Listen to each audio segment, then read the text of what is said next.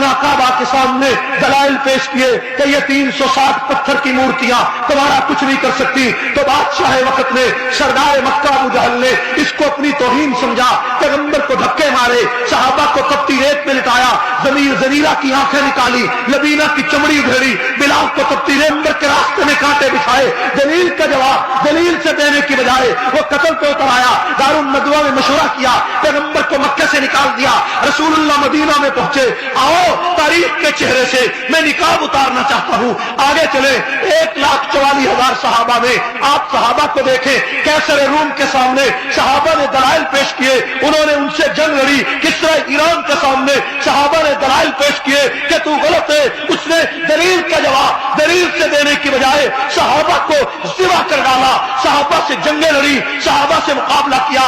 آگے آئے سعید بن جبیر نے دلائل سے کہا کہ حجاج تو ظالم ہے، اس نے دلیل ماننے کی بجائے سعید بن جبیر کو ہزاروں انسانوں کے سامنے ذبح کر ڈالا۔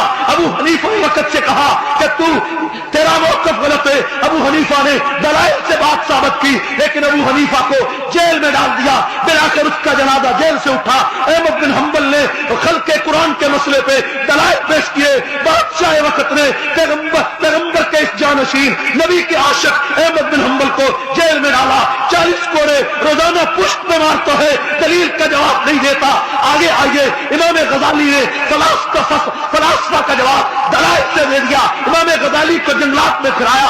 ابن تیمیہ کو دیکھیں، اس نے تاتاریوں کا مقابلہ کیا، دلائل کی جنگ لڑی، لیکن ابن تیمیہ کو جیل میں ڈالا، اور جیل میں ڈالا تو جنازہ بھی ابن تیمیہ کا جیل سے اٹھا۔ 3 لاکھ علماء نے اس کی نماز جنازہ ادا کی، لیکن کسی تاتار کے آدمی نے ابن تیمیہ کے دلائل کا جواب نہیں دیا۔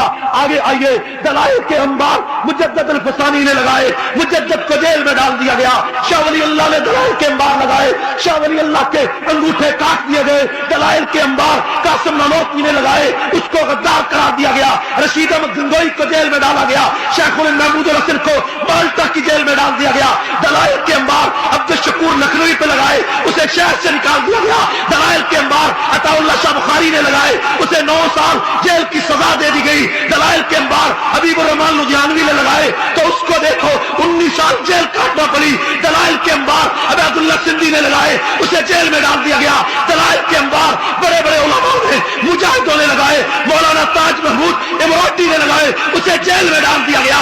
دلائل کے انبار عبد الشکور لکھنوی لگائے، جیل میں گئے۔ 14 صدیاں بیت گئی، کوئی کافر، کوئی بادشاہ، کوئی سردار دلیل کا جواب دلیل سے نہیں دیتا۔ بلاخر یہ دور آیا کہ خمینی نے ابو بکر کو کافر کہا، عمر کو کافر کہا۔ اس کا جواب دینے کے لیے پیغمبروں کا وارث، صحابہ کا وارث، اولیاء کا وارث جنگی میدان میں آیا، وہ دلائل دیتا رہا۔ اس نے ہر چوک میں دلائل دیے، اس نے کہا میں دلیل سے کہتا ہوں شیعہ تم کافر ہو، عدالت میں آؤ۔ شیعہ الٹا لٹک گیا۔